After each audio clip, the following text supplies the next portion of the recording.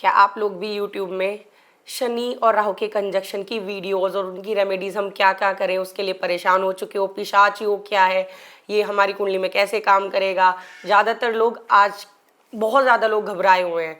तो नमस्कार दोस्तों, मैं हूं कोमल क्षितिज शर्मा। इस वीडियो के माध्यम से मेरी यही कोशिश है, एक तो आप लोग डरे नहीं, पहले बता दूं, पिशाच योग से, राहु शनि के कंजक्शन से डरने की कोई ज़रूरत नहीं है, क्योंकि हर एक योग वो काम करता है, उसकी रेमेडीज़ भी तो काम करती ही होंगी। अगर वो आपकी कुंडली में खराब है तो हम रेमेडीज़ करके उसको सही कर लेंगे।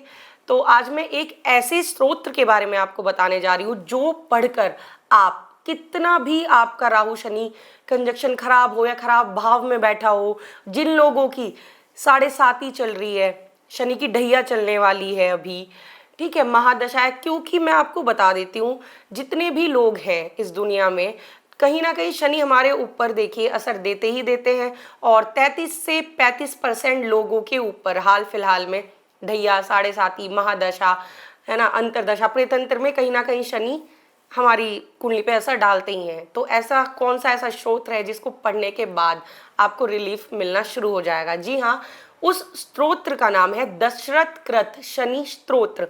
बहुत कम लोग इस स्त्रोत्र के बारे में जानते हैं, जानते भी हैं तो ये सोचते हैं कि अभी कैसे पढ़ेंगे, कब पढ़ेंगे, कैसे पढ़ना शुरू करें, हमें कब पढ़ना चाहिए। मैं आपको बता देती हूँ क्या होता है।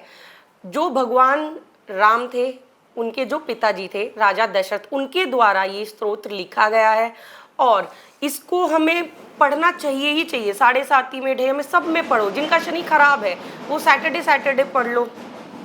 ये बहुत अच्छी एक रेमेडी है, लोग करना नहीं चाहते और बहुत ही छोटा है। मैं पहले ही बता दूं, आपको क्या करना है, सैटरडे से स्टार्ट करके, अगर आपको ये है कि हम रोजाना सिर्फ एक ही बार पढ़ रहे हैं तो आप उसको छोड़िए मत, संकल्प ले करके उसको पढ़ना शुरू कीजिए। और अगर आपको ये है कि हम सैटरडे करना चाहते हैं तो आप क्या करें, सैटरडे को 11 बार पढ़ना शुरू करें। ठीक है, आपको इसके, आप सोच नहीं सकते इतना अच्छा ये स्तोत्र है।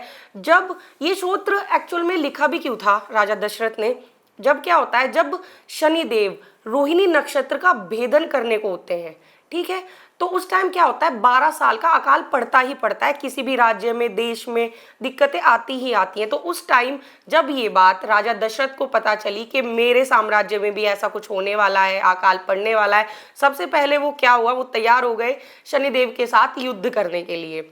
जैसे वो युद्ध करने के लिए गए तो शनिदेव उस चीज़ से प्रसन्न हो गए कि आप ऐसा कैसे कर रहे हैं, मतलब मेरे से आप लड़ने ही आ गए अपनी प्रजा के लिए। तो उन्होंने बोला कि देखिए, मेरी प्रजा मेरे ऊपर विश्वास रखती है, उनकी निष्ठा है कि हमारे राजा हमारे लिए सब कुछ करेंगे, तो ये मेरा भी थोड़ा सा कर्तव्य बनता है अपनी जो प्रजा है उनके लिए कुछ करने के लिए। इसी चीज से प्रसन्न होकर के राजा दशरथ अपनी प्रजा के लिए उन तक से लड़ने को आ गए।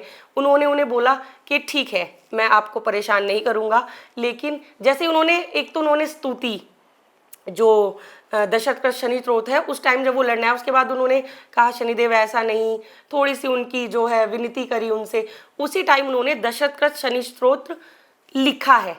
तो शनिदेव ने उनको ये वरदान दिया कि जो भी ये स्तोत्र पढ़ेगा उसे मैं कभी भी परेशान नहीं करूंगा, बल्कि जब रोहिणी नक्षत्र को भेदन करेगा तभी, तब नहीं, जिसके ऊपर 7.5 ढैया, महादशा या फिर शनि देव की किसी भी प्रकार का कष्ट होगा, उस टाइम अगर ये आप पढ़ेंगे दशरथ कृत शनि स्तोत्र तो आपको आपकी लाइफ में फायदे ही फायदे मिलेंगे। क्योंकि आप एक चीज देखिए, जब शनिदेव खराब होते हैं कुंडली में, मतलब ऐसा कर देते हैं, इंसान का दिमाग बाधित हो जाता है, वो कुछ कर पाता ही नहीं है।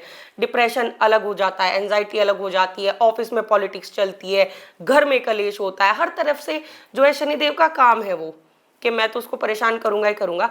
लेकिन अगर हम, आपने देखा होगा कि घर का कोई बड़ा जब हमें आंख दिखा देता है तो हम उसको पलट के जवाब नहीं देते, पहले तो, है ना, हम मनाते हैं, बाद में जाके उनसे पूछते हैं क्या हुआ, विनती करते हैं, है ना, तो इंसान बहुत आसान से मान जाता है। जैसे हमारे घर के बड़े मानते हैं, ऐसे हमारे शनिदेव भी जल्दी से मान जाते हैं। तो आपको सिर्फ इतना ही करना है, शनिदेव को प्रसन्न करने के लिए दशरथ का शनि स्तोत्र आप पढ़िए, उसका लाभ लीजिए और ये वीडियो ज़्यादा से ज़्यादा शेयर करिए, क्योंकि लोगों को नहीं पता है स्रोत के बारे में, बहुत ही कम लोगों को पता है। क्योंकि लोग ना आजकल उन चीज़ों में बिलीव करते हैं कि हम यहाँ पे खाली ये कर दें, वहाँ पे वो भाएं, वो भी करिए, लेकिन भगवान जी को थोड़ा 10 से 15 मिनट दीजिए। मेरा ये हमेशा से मेरा ये कंसर्न है कि जब ग्रह खराब है उसको आप थोड़ा सा टाइम दो, वो जरूर आपकी बात मानेंगे। तो बस इतना कीजिए, बाकी अपनी लाइफ को अच्छा बनाइए, इस वीडियो को आगे तक पहुंचाइए लोगों के द्वारा, ताकि उनको भी इस पढ़ने का मौका मिले, समझने का मिले इस स्तोत्र को। बाकी थैंक यू सो मच। सही था ना?